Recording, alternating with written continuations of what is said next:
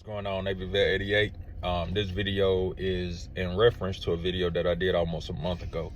That video was a video about the truck gun or vehicle gun, and I'll link it here in the description of this video.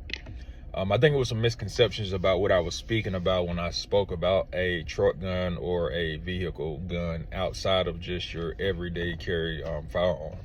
Now, me, I'm somebody who carries about 90+% of the time because I can in the state that I live in. So I'm always in close proximity to a firearm. If it's not on me, it's very, very close to me within only a few feet. With that being said, when I was speaking about having a truck gun or a vehicle gun in something of the manner of a AR-15 style, AK-47, SK rifle, shotgun, whatever, that wasn't intended to be taken as this particular weapon, quote unquote, sits in my vehicle 100% of the time, unlocked, and just completely visible to the public eye, no matter which way you walk past my vehicle. A lot of people that I hear in the comment section were saying like, oh, I never leave my rifle in my car, it gets stolen and things of that nature, or I spend too much money for my stuff to just leave it around and get stolen.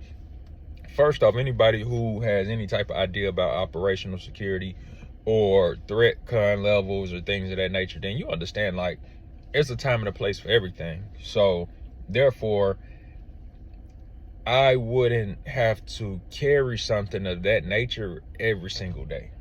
I know where I'm going. I feel like most times people like ourselves who travel, go to and from wherever we're going, whether it be to work, whether it be to pick the kids up from school, whether it be to the grocery store, whether it be to the mall, what have you, you know where you're going and you know the threat level in the areas that you're going to, so you will adjust to it properly.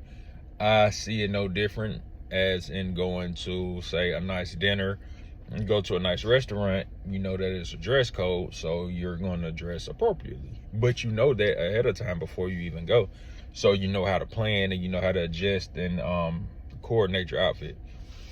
So with that said, I feel like sometimes things of that nature of having a a truck gun or a vehicle gun, in this case speaking about a rifle, because that's what I was speaking about, it would be brought out and had in the time where it would seem to be needed. If I know the threat level of where I'm going, then I'll adjust accordingly. If I keep a firearm on me personally as my concealed carry weapon, then there would be no issues with me leaving it in the vehicle if I know that it'll be concealed with some type of cover, jacket. Some people have roller shades that go in the back. Like in the back of my truck, we have a roller shade and you can just pull it back, or a privacy shade. You can pull it back, so even if you're looking through the back gate window or the side rear windows, you won't be able to see anything anyway because it's completely closed up. You won't be able to see the emergency truck bin. You won't be able to see the cones, which are emergency cones that we have are like orange, very, very bright, high visibility. You won't be able to see those because the privacy shade is pulled completely back. Now with that, if I felt I needed to carry it with me, then if I'm in the vehicle and I'm moving around, then there would be no reason to have it locked away, because I need to get immediate access to it if I feel like I'm in a situation or I feel like I'm in an environment which will call for it. Now, if I leave the vehicle, then me locking it wouldn't be an issue. But a lot of people took that because I'm saying that it's locked, then what's the point of having it there if it's going to be locked?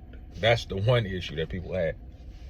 If I have a concealed carry on me, then if I need to get to something of that nature to take it up to that next level, I've already had something on me to get there to begin with. So I'm not worried about, well, if I got to go get to it, I have to worry about unlocking it and doing all this and that. It's like, nah, chances are if you have something that's on you at the present time, you've made your way there and you have the time to get that and, unsecure it and do what you need to do with it.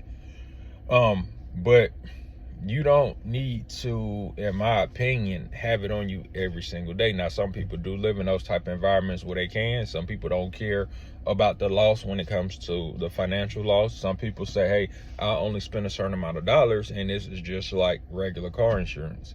You may have it for 5 years and never have an accident. You spend a lot of money into it, but you never had to use it. So some people may see it like that. Now, if you live in an environment, or you're in an environment where you know the level of breaking and enterings, or car burglaries, car theft, and things like that are at such a high magnitude, then you kind of know how you should adjust and move when it comes to carrying something like that. And you would know that, okay, well, maybe this isn't as feasible for me to carry something like that because of that very reason.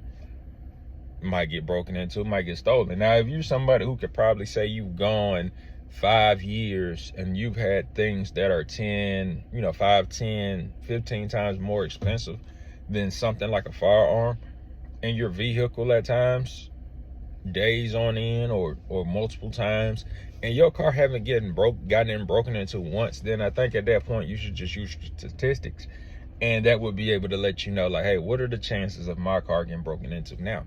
Now, granted, crime can happen anywhere. It has no creed, it has no religion, it has no age, it has no gender, but you can use statistics to better maneuver in life, and that's with anything.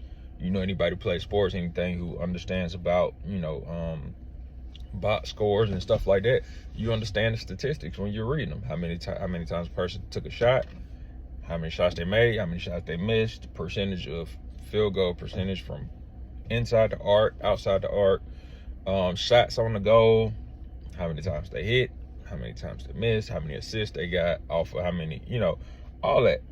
So yeah, sometimes I think people really don't use their brain. They want you to think for them.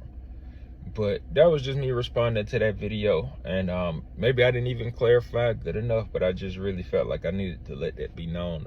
And that's how I felt about the situation. So that's my 2 cents on it. I'll let y'all. Peace.